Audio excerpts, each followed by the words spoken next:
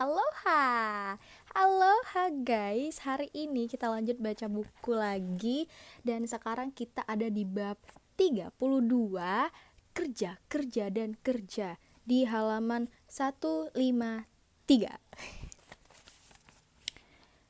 Hidup adalah tantangan. Jangan dengarkan omongan orang. Yang penting kerja, kerja dan kerja.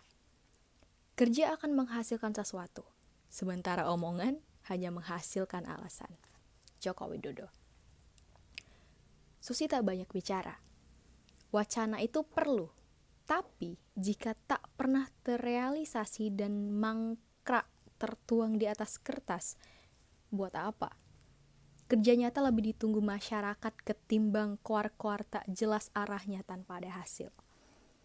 Memang, setiap orang pasti memiliki gaya khas dalam bekerja. Ada yang banyak bicara dan menyiapkan wacana demi wacana. Tetapi tak sedikit juga yang memilih langsung eksekusi praktik ketimbang beretorika belaka.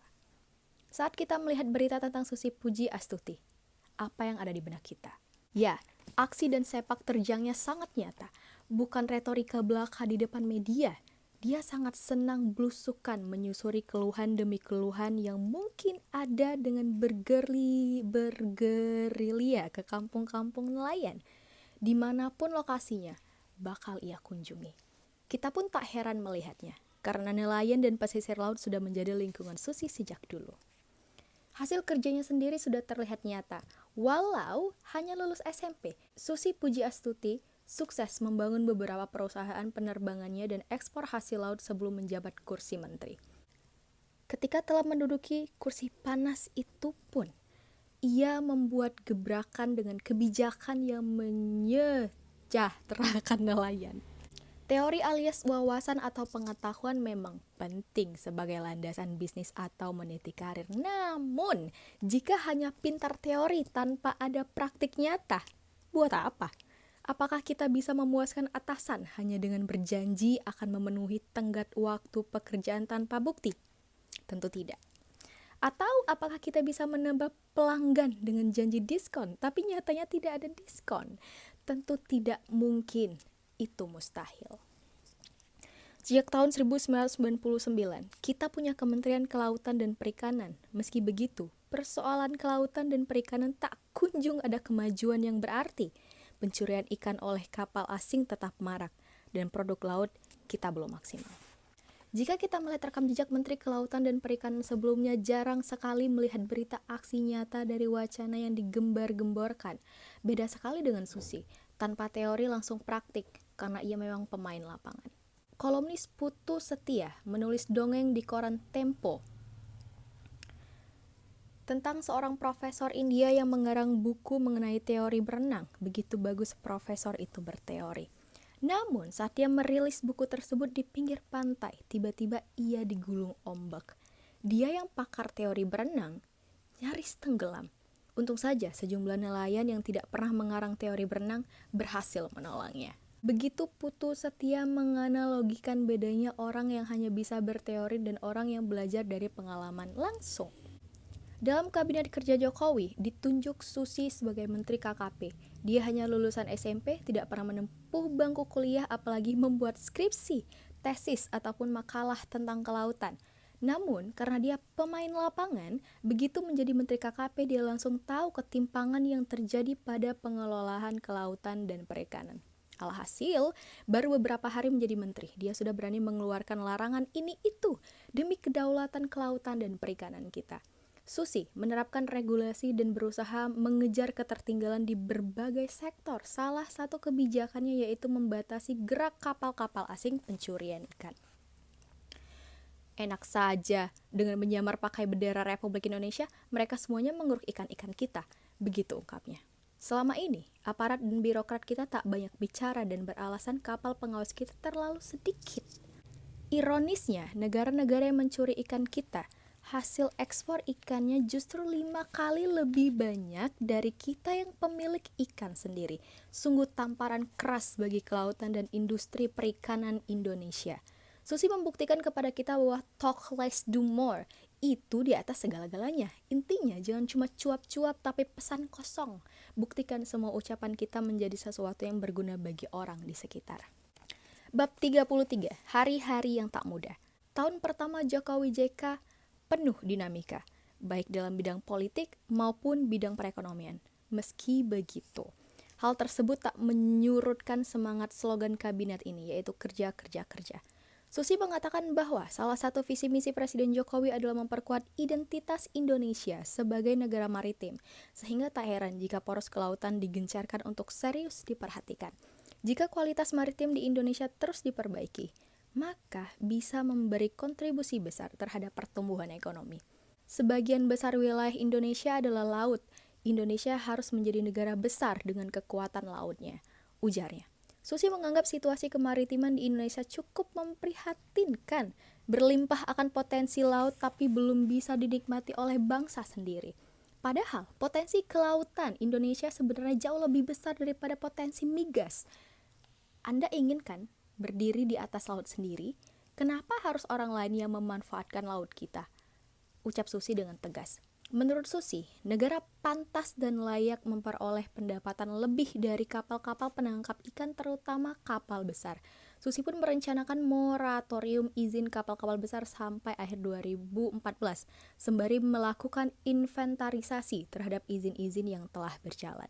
Susi pun sempat mengungkapkan ketegasannya tentang moratorium penangkapan ikan di hadapan DPD.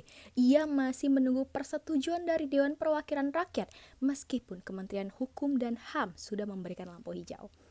Kalau saya tidak diperbolehkan melakukan moratorium, lebih baik saya berhenti jadi menteri, lalu pulang kampung, tegas Susi. Moratorium kapal asing ilegal memang menjadi salah satu program utama Susi. Ia optimis jika Indonesia berhasil mengelola hasil laut dengan baik, maka kelautan bisa memberikan pendapatan yang banyak untuk negara yang tak kalah besar dibandingkan pendapatan migas. Moratorium ini kan hanya sebagian dari it's the beginning. Kita juga besok akan mengajukan pelarangan transshipment, jadi nggak boleh ada bongkar muat di tengah laut, imbu Susi. Susi juga meminta dukungan KPK agar moratorium tersebut dapat terlaksana dengan baik. Dan selain itu, Susi mengungkapkan bahwa KKP akan transparan dengan mempublikasikan data-data kementerian kepada publik supaya masyarakat bisa turut aktif mengawasi. Bagi Susi, aksi pencurian ikan sangat merugikan negara karena mengurangi pendapatan negara. Jika negara tetangga tak patuh kepada aturan yang telah dibuat Kementerian Kelautan dan Perikanan Indonesia, Susi tak akan segan-segan untuk menenggelamkan kapal yang kedapatan mencuri ikan di laut Indonesia secara ilegal. Bahkan kalau perlu, dia bersedia menyewa Susi Air untuk melemparkan granat dan membom kapal-kapal tersebut. Kalau tidak mau ikut dengan aturan kita, get out. You cannot fish in our territory. Finished, ujarnya. Maaf ya, bahasa Inggris gue emang seancur itu guys. Susi benar-benar menyayangkan orang-orang yang dibiarkan leluasa menangkap ikan secara ilegal di Indonesia. Salah satu upaya Susi dalam memerangi pencurian ikan ini adalah memperbaiki alat pemantau yang bisa digunakan untuk mengawasi aksi pencurian di seluruh wilayah, di seluruh penjuru laut Nusantara, dari Sabang sampai Merauke. Tidak hanya mengurus pencurian ikan, Susi juga bertekad akan menyejahterakan para nelayan kecil dengan cara menghapus subsidi BBM dan mengalokasikannya untuk hal-hal lain yang lebih berguna. Kompensasi penghapusan subsidi BBM selanjutnya akan dialokasikan kepada nelayan-nelayan kecil. Kita kasih duit itu melalui presiden untuk nelayan-nelayan kecil, ujarnya. Saya sempat bicara dengan Pak Sekjen dan Dirjen, kalau BBM subsidi yang besarnya 11 triliun rupiah, saya bilang itu stop saja semua. Dengan mencabut jatah subsidi sebesar 11 triliun rupiah untuk nelayan, Susi memprediksikan bahwa sektor perikanan berhenti untuk sesaat. Saat itulah ia melaporkan hal ini kepada Komisi Karbon Dunia. Dengan begitu, Indonesia akan mendapatkan uang kompensasi yang jumlahnya lebih besar daripada subsidi. Susi sudah memasang target 5 tahun ke depan sejak dirinya dilantik menjadi menteri. Nelayan tak lagi bergantung pada subsidi pemerintah. Bukan berarti pemerintah menghilangkan subsidi untuk nelayan, melainkan pendapatan yang diterima negara dari sektor perikanan setara dengan subsidi yang digelontarkan. Langkah Susi lainnya yang cukup mulia terkait nasib nelayan adalah ia berjanji akan memberikan gaji menterinya kepada nelayan Pangandaran khususnya nelayan-nelayan yang sudah tua dan tidak bisa melaut, sebagai awal komitmennya untuk menyejahterakan para nelayan di Indonesia. Susi mengungkapkan bahwa banyak nelayan yang hidupnya masih berada di bawah garis kemiskinan, padahal pekerjaan nelayan adalah pekerjaan yang penuh risiko dan tak mudah. Susi mengaku bahwa ia sudah mempunyai 3 program kerja utama. Ketiganya akan dilaksanakan seoptimal mungkin agar hasilnya memuaskan sesuai dengan apa yang masyarakat harapkan. Program kerja pertama, KKP akan meninjau ulang perizinan kapal baru penangkap ikan.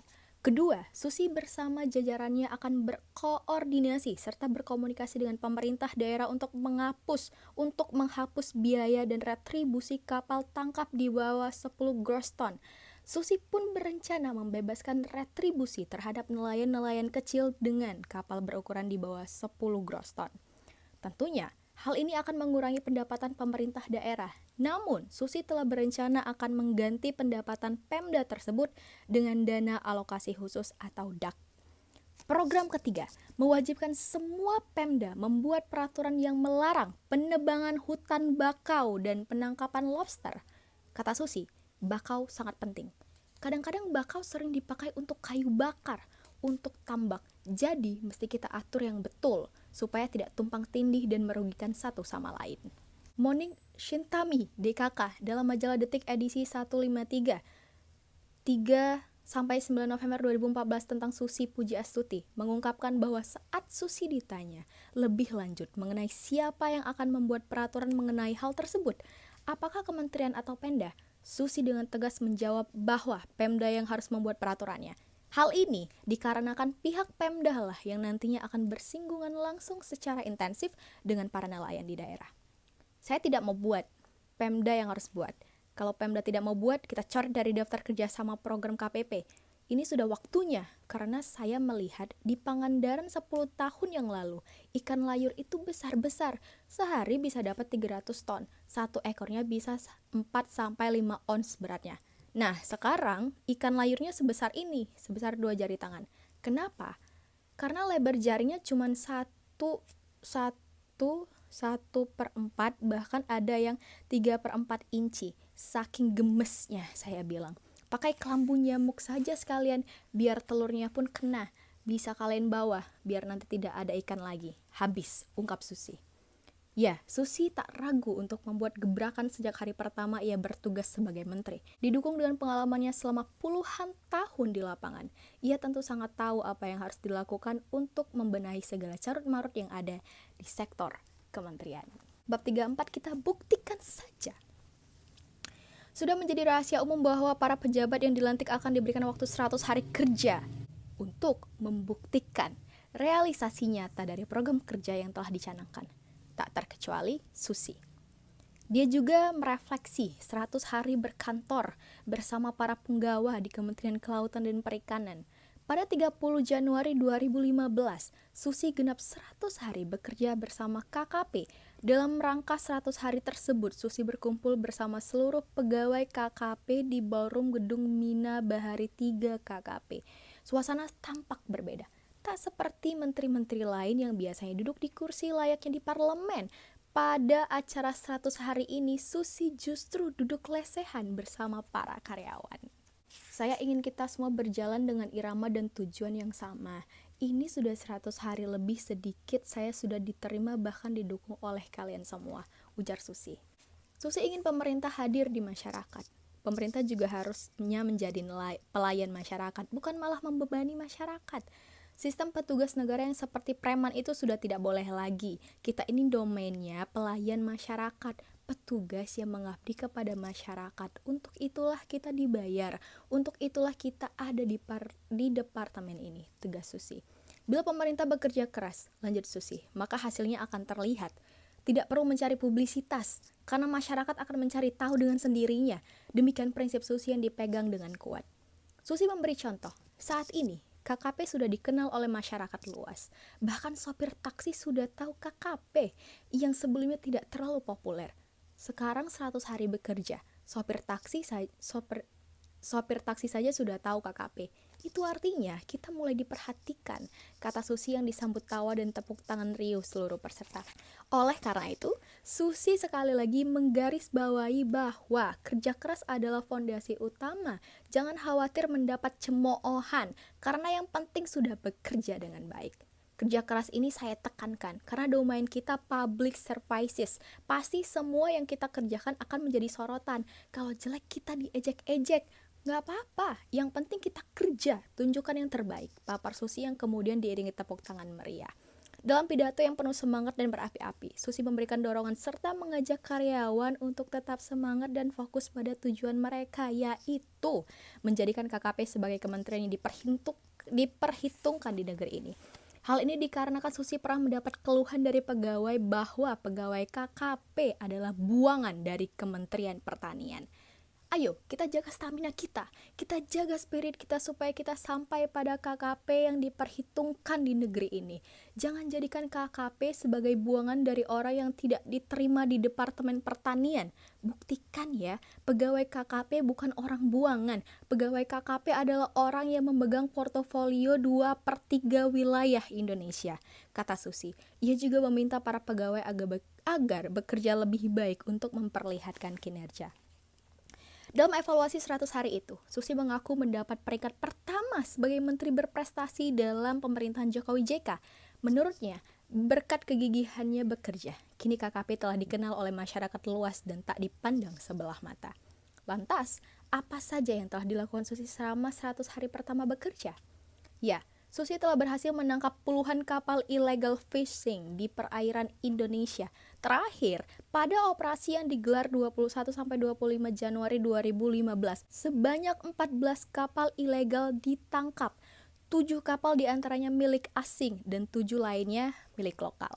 Selain memberantas para pencuri ikan, Susi juga menerbitkan sejumlah kebijakan yang dinilai kontroversi dan ditolak sebagian kalangan. Pada Desember 2014, Susi menerbitkan peraturan nomor 57 tahun 2014 yang melarang transshipment atau yang sering dikenal sebagai bongkar muatan di tengah laut.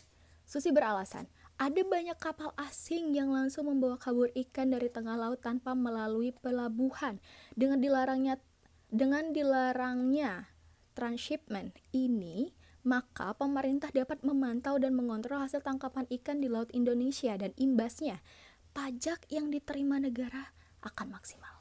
Susi juga mengeluarkan kebijakan Permen nomor 1 tahun 2015 tentang larangan penggunaan alat penangkapan ikan pukat hela dan pukat tarik di wilayah pengelolaan perikanan Indonesia.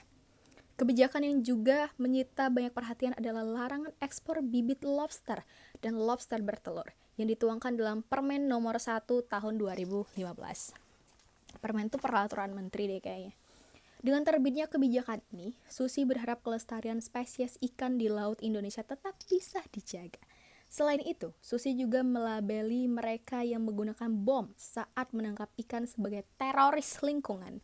Susi berjanji tidak akan mencabut peraturan yang telah dikeluarkannya, meskipun mendapat perlawanan dari sejumlah pihak. Dia tetap pada prinsipnya. Ia malah menuding gerakan demonstrasi dan penolakan terhadap kebijakannya disokong oleh para pengusaha yang kepentingannya terganggu akibat kebijakan Susi. Susi mengatakan telah mengancam sejumlah kepala dinas yang menolak menerapkan kebijakannya dengan mengevaluasi ulang dana alokasi khusus di daerahnya. 100 hari pertama pemerintahan Presiden Jokowi memang mendapat sorotan dari berbagai kalangan. Di dunia maya, kinerja Menteri Kabinet Kerja tak luput dari perbincangan.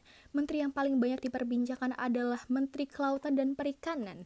Hal ini diungkapkan oleh Direktur politikewave.com. Tulisannya politicawave.com gitu. Gue nggak tahu bacanya gimana. Yose Rizal. Politikawave, bener gak ya? Politikawave memantau percakapan politik di media sosial dan membuat rangkuman datanya. Total ada, gimana lagi bacanya ini? Total ada 1.120.404 percakapan selama 26 Oktober 2014 hingga 28 Januari 2015 tentang Kabinet Kerja. Banyak perbincangan terhadap sosok pribadi para menteri, terutama Susi yang paling banyak dibicarakan oleh netizen dengan hasil positif, kata Yose Rizal. Netizen, lanjut Rizal, membicarakan gebrakan Susi yang memberantas illegal fishing dan penenggelaman kapal nelayan asing yang tertangkap basah mencuri ikan di perairan Indonesia. Terlepas dari itu, secara umum netizen memberi penilaian positif terhadap kinerja Menteri-Menteri Jokowi pada 100 hari pertama.